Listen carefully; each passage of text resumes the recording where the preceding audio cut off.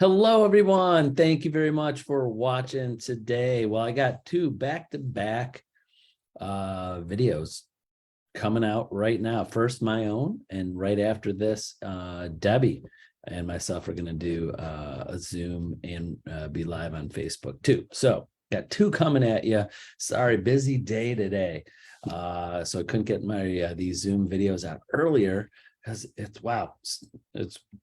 honestly one of the busiest starts of the year I've had in many years, with new agents and transactions and things happening. So good signs overall.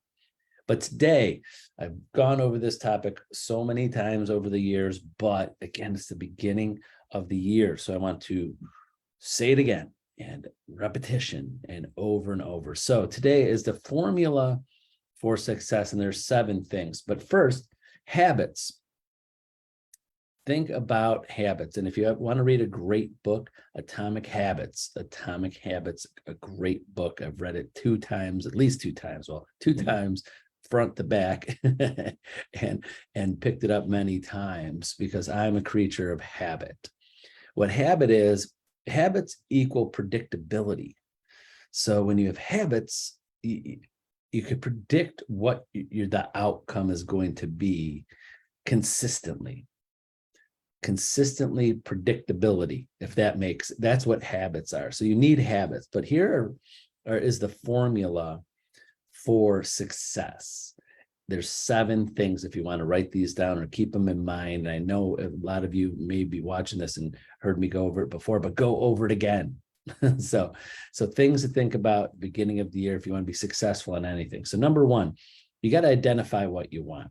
What do you want? Do you want to have a certain number of sales? Do you want to lose weight? Do you want to have more connection with people? You want to find a spouse, or have have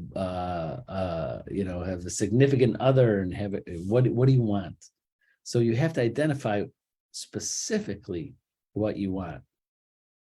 Second is when you want to accomplish that. When you can't, here's the difference between a wish and a want. Like wishing, like I hope to own a house someday. That's not, that's just a wish. You have to know when. Like, I want to own a house. I want to buy a house by this date. I want to earn this amount of money by this date. I want to have this many sales by this date. You have to put a timeline on it, or you'll just keep pushing it. So number 1, identify what you want. Number 2, when you want it. Number 3, you got to identify the challenges and the barriers you're going to have. What are the challenges that you're going to have? And in life, a lot of that is time, is putting the time and the organization, and what are the challenges, what are the barriers, and write these all down so you could consciously see and be aware. Oh, I got to be aware. Like, the first thing that comes into mind for me for real estate is your time.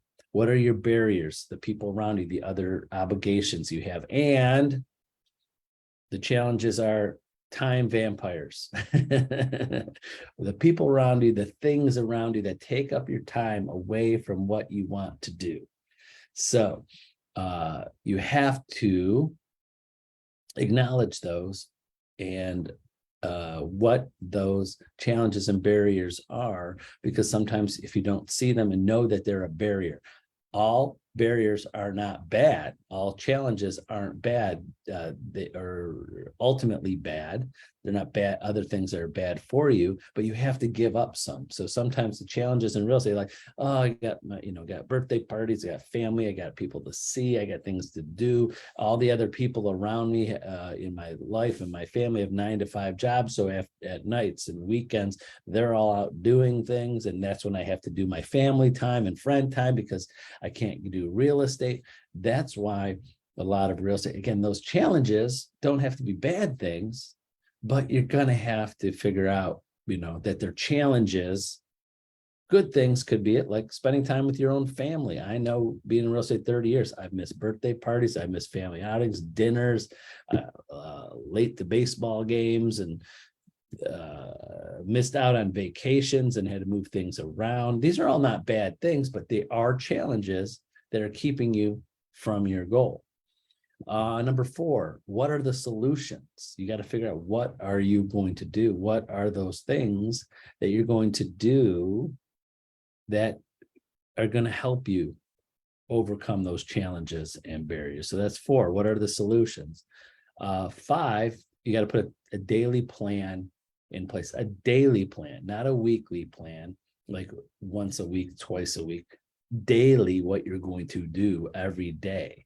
There's no great success in almost anything in life, it's less if it's almost a daily habit, or if it's not something, you're not doing this, like example in real estate, you're not prospecting every day, but you're not doing things on days that you're not prospecting, doing things to sabotage your business. Example, like someone says, I want to be more healthy in the new year. Well, great. You might go to the gym 5 days a week, not 7 days a week, but those 2 days a week, you're not eating cake and ice cream all day long and totally ruining your 5 days of working out. So one thing that always stuck with me, just in health wise, is that, as I remember someone telling me once, or saw once, is that you can't outwork a bad diet.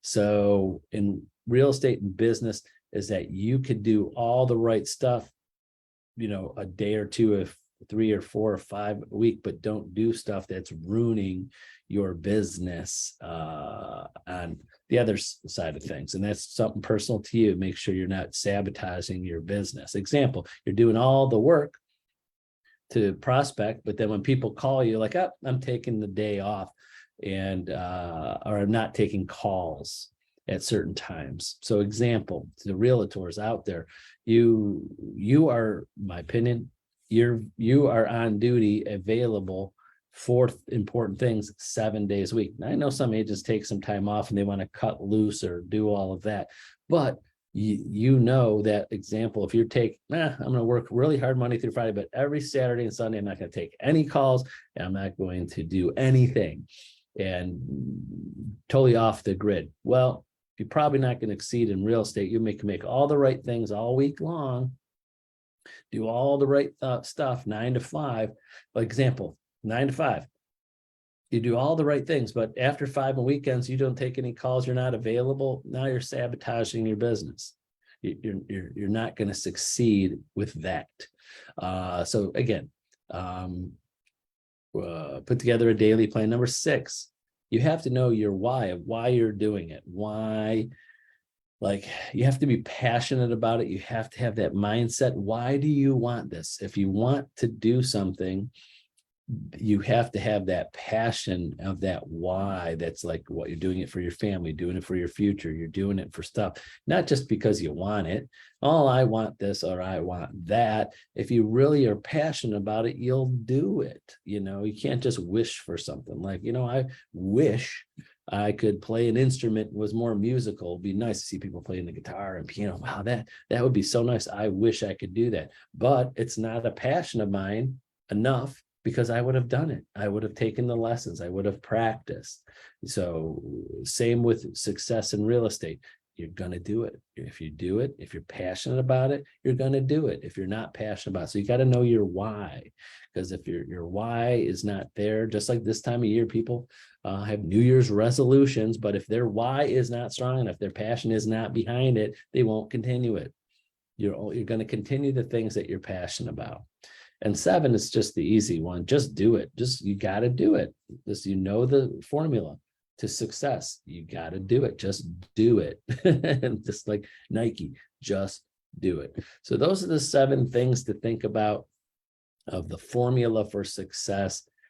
Every one of these is there in some format for anybody that achieved anything of great, that needed some help, that needed time, needed effort, needed a planning, needed to do, not someone that, win the lottery, did something one day. Like, I wanted to do this. Anything they could get done in a day or easy or by chance, that's not the formula. This is the formula for long-term success of things that you have to build on. Like having relationships with people. You can't talk to someone once and have a good relationship. You can't do something once and have a good outcome that's going to last a lifetime, unless it's something of chance or by accident. And that's not what I'm talking about. Long-term formula for success. So that's it for today. Thanks for watching me, and I'm going to jump back on in a few minutes, and we're going to be with Debbie and have our first Zoom with Debbie and I for the start of the new year. So have a good one, everyone, and we'll see you tomorrow. Bye-bye.